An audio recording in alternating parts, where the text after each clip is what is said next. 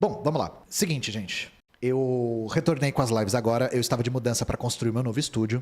O estúdio vai vir, é só que ele demora mesmo para ser construído. As lives vão voltar às terças e às quintas, com notícias quentes, né? Modas. E eu vou suspender as lives de sábado, pelo menos por enquanto. Porque eu preciso de tempo para terminar de construir o estúdio.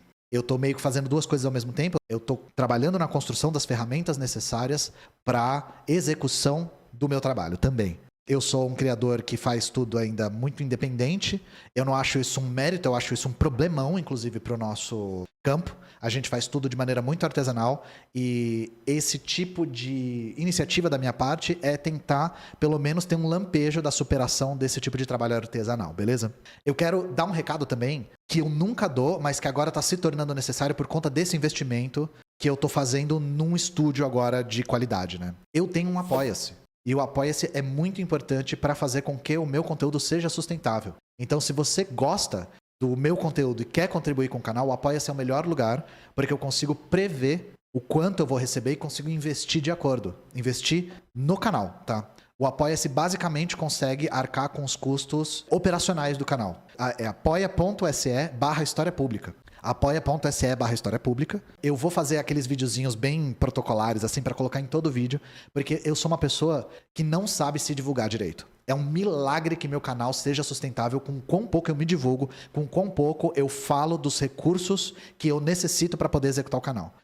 Assim, as pessoas me ajudam porque elas são muito generosas comigo, porque eu sou péssimo nesse tipo de coisa, tá? Mas agora eu vou ter que começar a fazer isso, porque eu quero investir pesado na qualidade, na produção, não só minha, como da Soberana como um todo, tá? Dito isso, vamos falar da primeira pauta de hoje. Então, caso vocês não saibam, se tem gente nova aqui, eu tenho duas roteiristas. Eu preciso de duas roteiristas, inclusive um dos custos altos do canal é remunerar de maneira digna as roteiristas, né? Uma das minhas roteiristas é a Duda. Duda é militante da Soberana, tal qual eu sou. E ela é internacionalista de formação. Então a Duda traz notícias que são mais do campo dela, do campo do cenário internacional, sobretudo no que tange ao Brasil. E a Duda tá aí no chat, inclusive, né? E ela já fez um vídeo relacionado a esse assunto, mas a gente conversou e decidiu trazer aqui também pra live para fazer de maneira um pouco mais aprofundada. Sigam a Duda, inclusive, nas redes, principalmente no Instagram e no TikTok. E a gente decidiu trazer isso para cá porque a gente acredita que houve pouco debate sobre algo que é muito importante. Dezembro do ano passado, a gente viu essa notícia aqui. Então, não é uma notícia quente, tá? Dezembro do ano passado a gente tá falando. Só que é necessário falar, e eu quero que vocês me digam aí no chat se vocês ouviram alguém falar sobre esse assunto. E eu não tô querendo me vangloriar de ser o único que tá falando, eu só quero mapear mesmo quanto esse assunto repercutiu entre vocês. Mercosul e União Europeia firmam acordo comercial negociado há 25 anos. Vocês ouviram falar desse acordo entre o Mercosul e a União Europeia? Ouvi a Duda falar, ótimo. Eu também, eu descobri isso por causa dela. Ouvi no xadrez verbal também, é da alçada deles. A gente vai aprofundar isso aqui agora, porque a gente julga que o que aconteceu é muito preocupante e que isso aqui cai num ponto muito delicado entre não receber oposição da base governista e da oposição ao mesmo tempo. Nem a base governista, nem a oposição criticam isso aqui. Então isso aqui acaba caindo num limbo de quando aparece na mídia é elogiado de maneira crítica. Por isso que a gente quer falar sobre isso agora, tá? Vamos lá. Eu vou ler um trechinho aqui. Os chefes de Estado do Mercosul e a representante da União Europeia, Ursula von der Leyen, anunciaram nesta sexta-feira, dia 6 de dezembro, que foi firmado o Acordo de Livre Comércio para a redução das tarifas de exportação entre os países que compõem esses mercados. As negociações se arrastavam há 25 anos. Dá uma olhada nessa foto. Olha a cara do Lula. Olha esse hall de celebridades. Com a presença do presidente Luiz Inácio Lula da Silva, o presidente argentino Javier Milei, o Luiz Alberto Lacalle Pou do Uruguai, o Santiago Penha do Paraguai. Gente, o Milei, o Lacalle Pou e o Santiago Penha, os três são de extrema-direita. Os três são de extrema-direita. É o Lula, assim, estou rodeado por víboras. Então, sinto muito que o Lula tenha que ter passado por essa situação. Novamente, né? Eu julgo que a razão pela qual se falou pouco na mídia sobre isso é que isso cai naquele ponto que nem a oposição critica, nem o governo critica. O governo não critica porque ele fez parte disso e a oposição não critica porque isso aqui é parte do projeto neoliberal. Teve até elogio da ex-ministra do Bolsonaro, dá uma olhada. Tereza Cristina diz que acordo Mercosul-União Europeia é vitória do Itamaraty como Estado e não governo. senadora, era ministra da Agricultura durante parte das negociações do acordo em 2019. Então isso aqui não é basicamente Fernando Henrique Cardoso dar a sua opinião sobre macarrão com feijão. Não é tipo chamar uma pessoa aleatória para dar opinião. Isso aqui é muito importante da gente analisar mais de perto. Bom, primeiro, se nem o governo nem a oposição critica, quem que critica? Nós. Nós critica. Nós ou os comunistas criticam. E a gente foi atrás do esquema. E o que a Tereza Cristina tá falando já é a primeira pista aqui do esquema. Que ela tá falando sobre política de Estado. Ou seja, ela tá se recusando a dar essa, entre aspas, vitória, porque ela julga uma vitória, pro governo Lula. E, enfim, caso vocês não saibam, ela usou o governo Bolsonaro como escada para virar senadora, como muitos, tá? Como a gente leu aqui no subtítulo, ela participou das negociações. E o que ela está dizendo nesse texto da CNN é que, basicamente, o texto que foi aprovado no governo Lula é um texto bolsonarista. Ela está dizendo que o texto é alinhado com a ideologia do governo que ela fez parte. Em quais aspectos?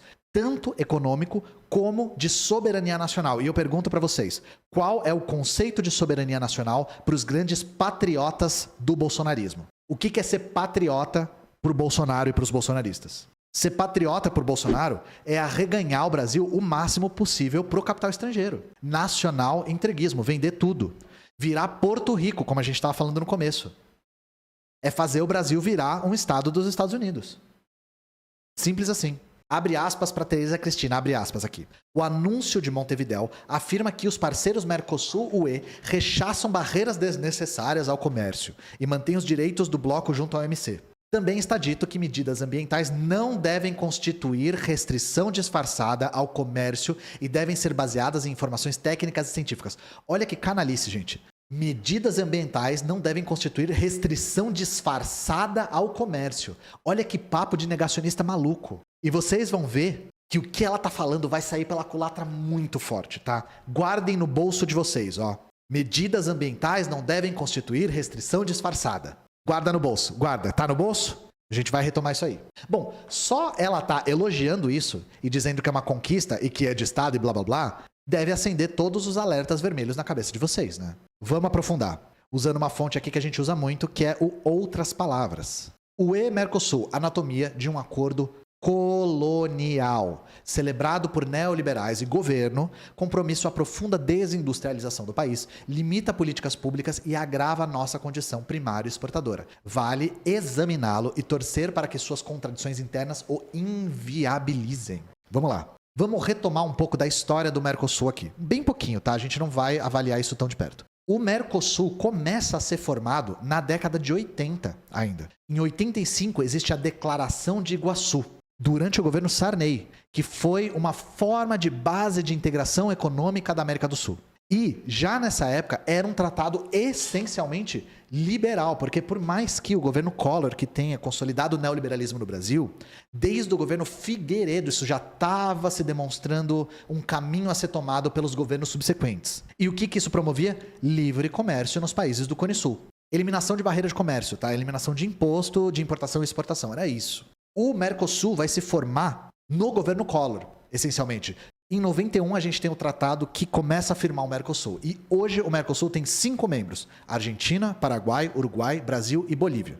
Os outros países são associados e tem um país que está suspenso, que é a Venezuela, porque é ditadura do Maduro, né? Vocês sabem. Por que eu estou falando dessa história do Mercosul? Por conta do governo Bolsonaro, existe um vício muito maluco de associar tudo que envolve integração latino-americana com o bolivarianismo comuno-esquerdista do Foro de São Paulo. Então, o que é irônico dessa história toda é que o Mercosul começa a ser formado no governo Sarney. Ele se consolida no governo Collor. Ele suspendeu a Venezuela.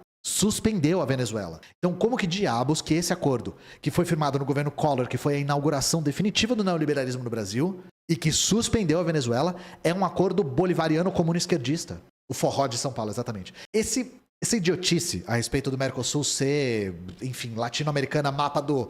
Coloca aí, Robson, o mapa da América Latina de cabeça para baixo, aquele que todo esquerdomacho usa na ecobag, sabe? Que os caras pensam Mercosul, pensam isso já. Enfim, isso começa na Onda Rosa. Se você quer entender melhor o que é Onda Rosa, assiste o meu vídeo sobre Venezuela. No vídeo sobre a Venezuela, eu explico um pouco melhor o que significa esse termo Onda Rosa e por que ele é importante pra gente entender essa história. Durante o governo Lula, o Mercosul dá uma ligeira guinada social e não só econômica. Ela começa a ter uma certa perspectiva progressista.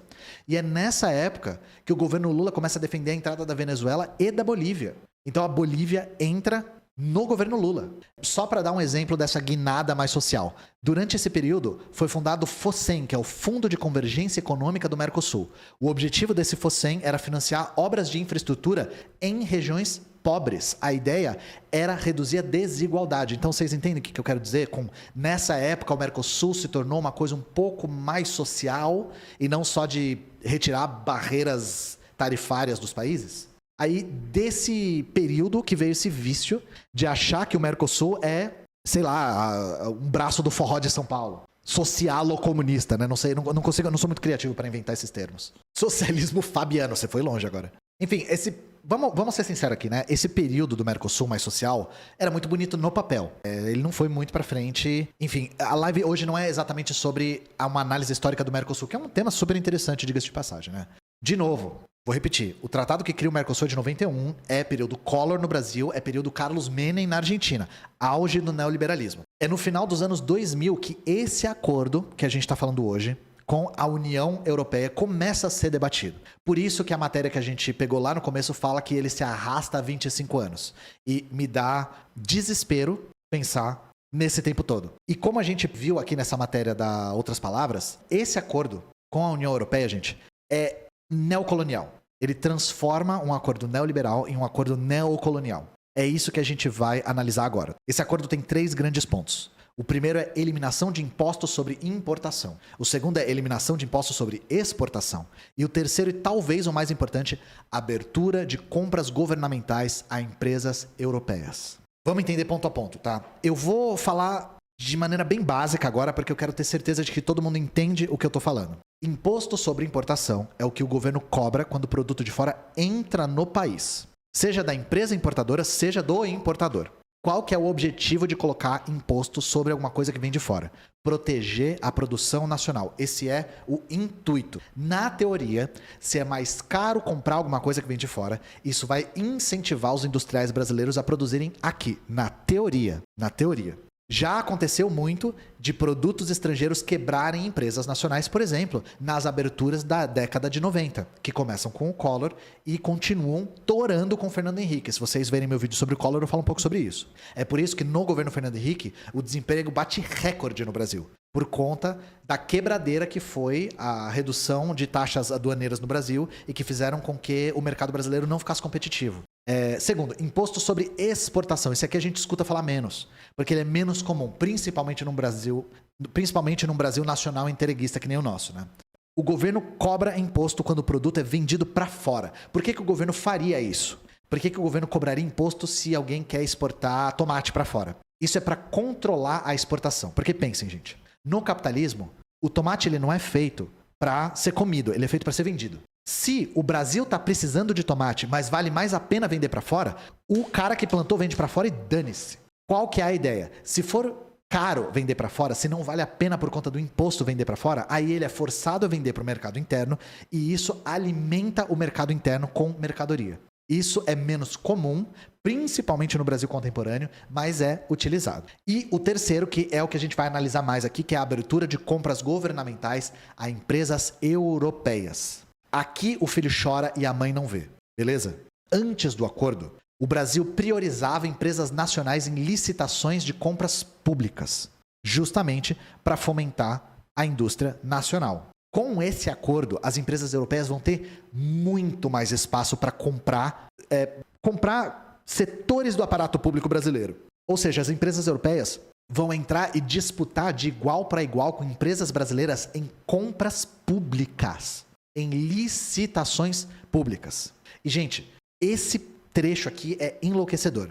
No texto dos bolsonaristas, as empresas europeias teriam acesso só a compras federais. Só a compras federais. O governo Lula alterou parte do texto para proteger o SUS e a agricultura familiar. Então, isso não abarca o SUS e a agricultura familiar. E eu vou dizer uma coisa aqui, eu me recuso a dizer que isso é um avanço. Isso não é um avanço. Isso aqui é mais do mesmo do governo Lula. É garantir alguns direitos já conquistados.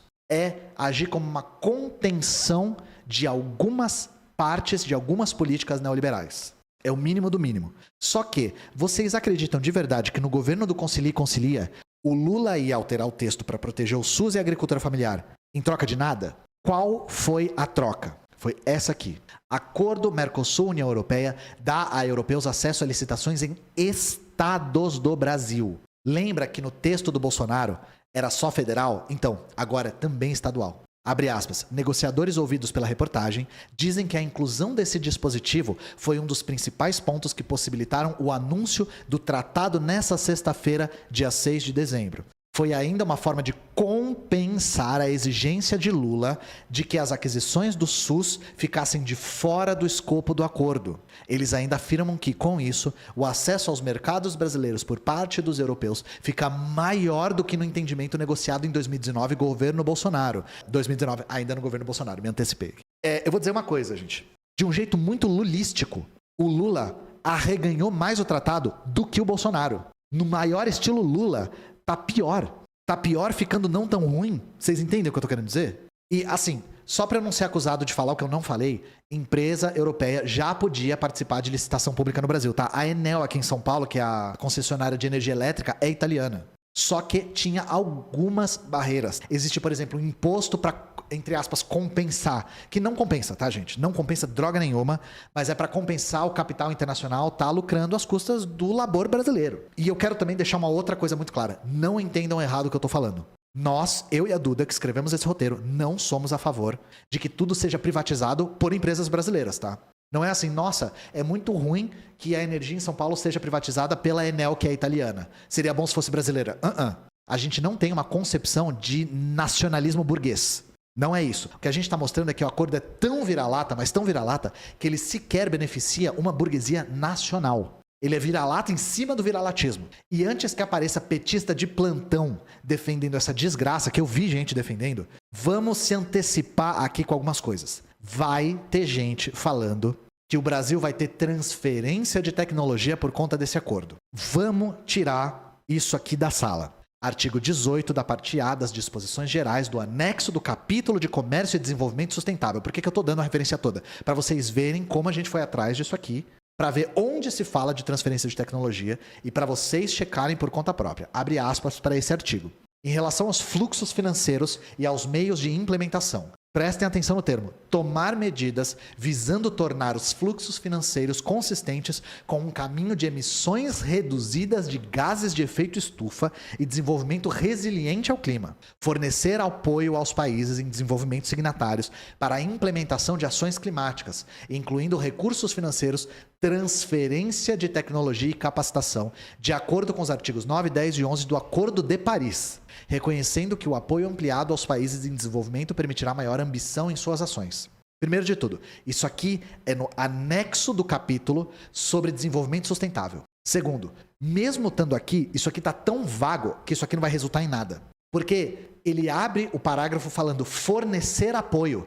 Apoio. Gente, apoio é uma obrigação? Existe alguma sanção se a empresa não fornecer apoio? Está previsto alguma sanção aqui? Está dizendo, é obrigatório transferência de tecnologia na área ambiental para que a empresa possa disputar. Está escrito isso aqui? Está escrito fornecer apoio. Isso aqui é mais um guia de boas práticas. A empresa faz se ela quiser. E, obviamente, ela não vai fazer. Simples assim. E, de novo, isso aqui é no anexo da parte sobre sustentabilidade. No capítulo sobre compra governamental e, pior ainda, no capítulo sobre salvaguarda bilateral, não tem o termo transferência de tecnologia nenhuma vez. Como se mensura apoio? Não se mensura. Não se mensura. Então, tirando isso aqui, não vai ter transferência de tecnologia. Isso não está salvaguardado. Ainda falando da questão ambiental. E lembra que eu falei para vocês lembrarem de uma coisa? Lembra que eu falei para vocês lembrarem? Eu sou ótimo, né? Que a Tereza Cristina falou a respeito de questões ambientais mascaradas deixa eu pegar a frase aqui, eu não lembro como ela falou. Aqui, ó. Medidas ambientais não devem constituir restrição disfarçada ao comércio. Vamos falar sobre medidas ambientais agora, pegando o gancho?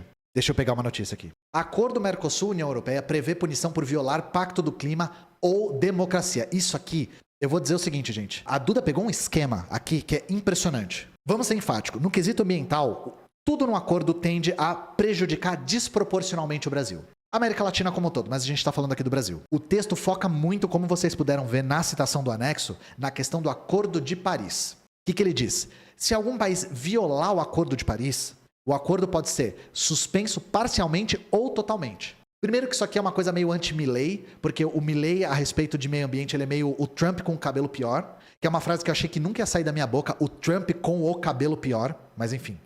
Só que tem uma outra coisa. Isso aqui pode agir como um dispositivo para a Europa manter o protecionismo e abrir o mercado só para um lado. Por que eu estou falando isso? Brasil elevou emissões de carbono e nesse ritmo descumprirá sua parte no Acordo de Paris, diz estudo. Primeiro parênteses aqui. Eu lembro de gente falando assim, não, porque a Kamala Harris se ganhasse ia se comprometer com o Acordo de Paris, não sei o que lá. Gente, a regra com o Acordo de Paris é assinar e não cumprir. É assinar e não cumprir. Mas tal país assinou. Tá, assinou e não cumpriu. Isso aqui é a regra em praticamente todos os países. Mas o que está sendo falado aqui? Porque o Brasil, obviamente, não consegue cumprir o objetivo, isso aqui está servindo como uma espécie de golpe, uma espécie de armadilha, uma espécie de ardil para isso aqui. Vamos voltar lá para a notícia da UOL, que a gente abriu aqui, ó. Abre aspas. Ainda no aspecto ambiental, o Brasil conseguiu incluir no acordo um mecanismo de compensações das vantagens comerciais dadas a um lado ou outro. O temor do Mercosul é de que as novas leis ambientais europeias suspendam o acesso que o bloco conseguiu para os seus produtos agrícolas. Gente, vamos voltar para essa primeira aqui, ó. Essa primeira aqui de todas. Abre aspas para essa primeira matéria que a gente leu. Ursula von der Leyen, representante da União Europeia, disse ainda que está consciente da oposição que agricultores europeus, especialmente os franceses, preocupados que uma invasão de produtos do Mercosul lhes tomem o mercado. Abre aspas para ela. Este acordo inclui salvaguardas robustas para protegê-los. Uma das grandes tônicas disso aqui é que os agricultores europeus tinham medo de vir um monte de produto latino-americano para dentro do mercado e ferrar com eles. Vocês estão entendendo? O que a Europa está fazendo é garantir que a abertura econômica vai ser só para um lado. É quase um pacto colonial isso aqui. É metrópole e colônia. Porque a União Europeia pode recusar os produtos agrícolas do Brasil baseado no Acordo de Paris. Eles podem falar assim, a gente não vai comprar os produtos agrícolas do Brasil porque vocês violaram o Acordo de Paris que está previsto no protocolo. Esse é o esquema. Vocês estão entendendo isso? E tem um outro dispositivo mais filha da puta, abre aspas aqui. No mesmo texto, fica estabelecido que o outro lado poderá tomar as medidas apropriadas caso o parceiro comercial viva uma situação de golpe de Estado ou violações de direitos humanos. Gente, vocês ouvem falar de golpe de Estado e violações de direitos humanos na Europa? Vocês ouvem falar disso na França? Na Alemanha? Quando a Alemanha manda descer o cacete em manifestante, é violação de direitos humanos? Quando o Macron faz um monte de manobra parlamentar lá, é golpe? Só existe golpe e violação de direitos humanos na América Latina. Só existe isso na Ásia e na África. Não existe isso na Europa. Então vocês acham que se for necessário eles vão denunciar quem? Gente, tentaram meter que o Brasil era uma ditadura do Xandão lulismo. Tava indo filho de ditador arrombado lá no Capitólio falar sobre isso. Falar para um monte de republicano brifado. Vocês viram isso acontecendo. E repare que tá uma coisa assim, meio medidas serão tomadas, tá? Quais medidas? Medidas serão tomadas. E calma que não acabou, tá? Tem mais coisa. Os minerais críticos e carros no acordo União Europeia-Mercosul. Esse acordo prevê a abertura de mercado para empresas europeias comprarem e explorarem minerais críticos. Lítio, níquel, silício, principalmente metal e minerais para indústria de tecnologia de ponta. Supostamente, atualmente, o Brasil ainda protege isso com impostos. Esse acordo prevê que a taxa é no máximo 25%, prevista para ser eliminada ao longo dos anos. Eliminada, totalmente. E sem nenhuma contrapartida, sem nenhuma obrigação de incentivo ao desenvolvimento local. Nenhuma. É só colonialismo mesmo. E aí a gente vê esse tipo de matéria cínica. A palavra é essa, gente, cínica. Lula diz que viu poucas vezes tanto interesse da União Europeia na América Latina. Lula, por que será? Por que será que os europeus estavam sedentos para assinar esse acordo nesses termos? Porque o acordo é completamente unilateral. O cão é muito bem articulado. Quando você acha que já viu todas as articulações do cão, ele aparece com mais uma. E aí, vamos falar de reciprocidade aqui. Para você, petista de plantão, que tá pronto para me xingar no Twitter, vamos falar sobre o que eu sei que você vai falar. Mas isso tudo também vale pro lado da União Europeia.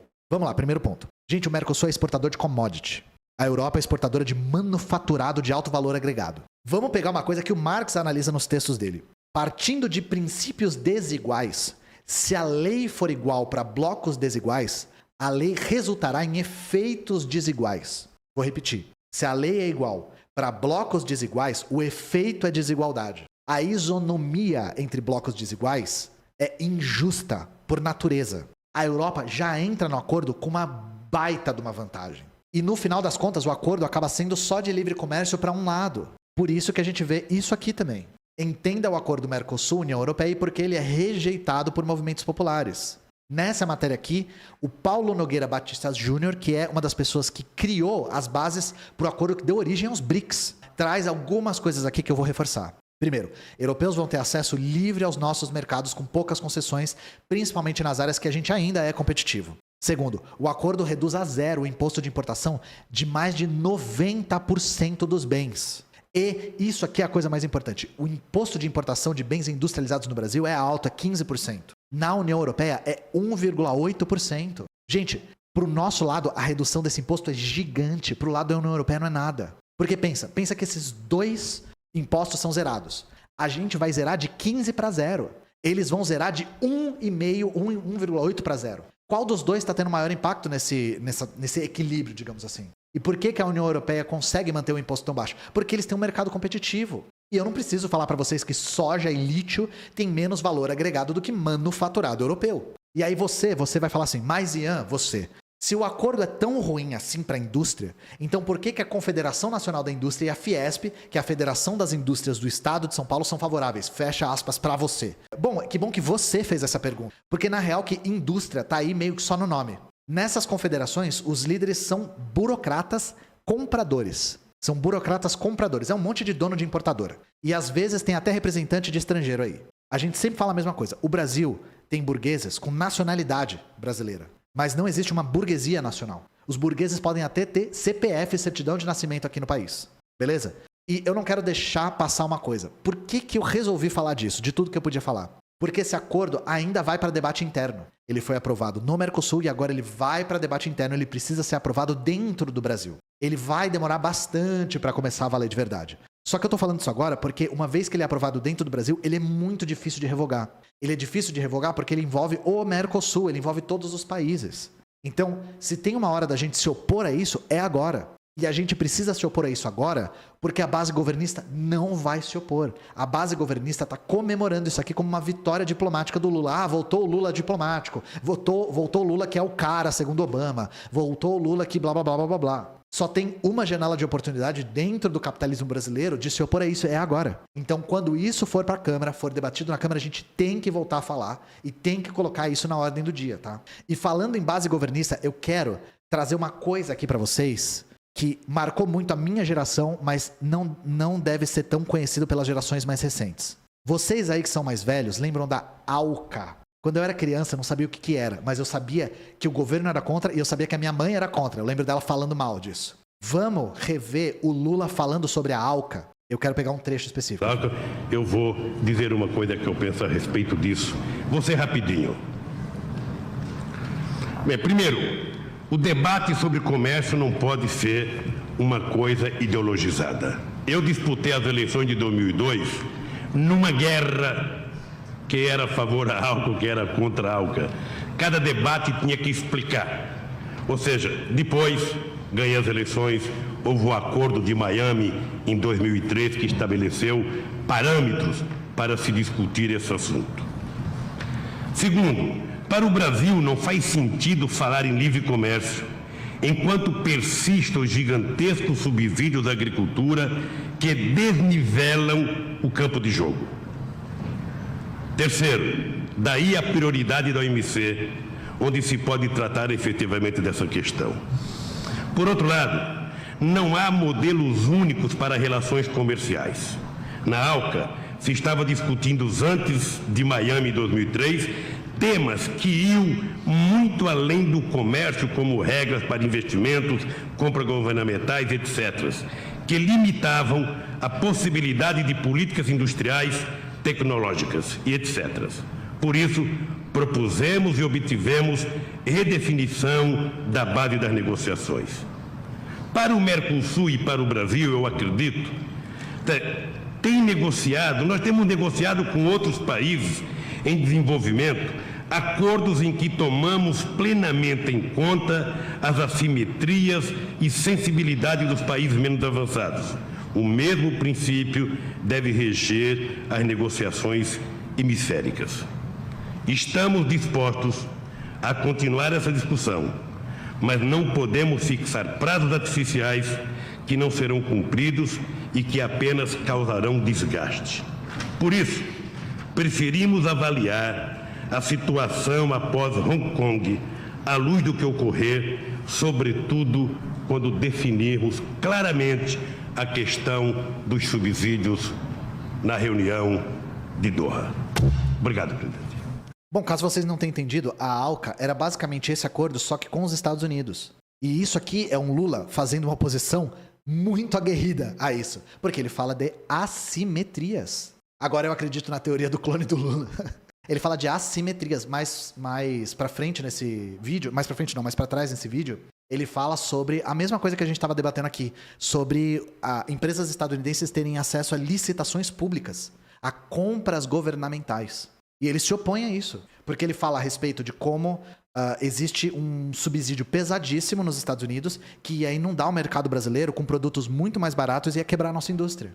E de todos os clones eu prefiro esse, né? Vamos dizer. Esse não é o Lula do Velho Testamento, é o Lula do Médio Testamento, vai, acho que é assim. Esse é Médio Testamento, vai, gente. É o Lula depois de 2002. Velho Testamento é o Lula sindicalista, né? O Lula 2.5 é do grelo duro, né? Mas é isso, gente. Queria agradecer a Duda por trazer essa pauta. Queria falar para todos vocês seguirem a Duda para ver mais pautas envolvendo o internacionalismo.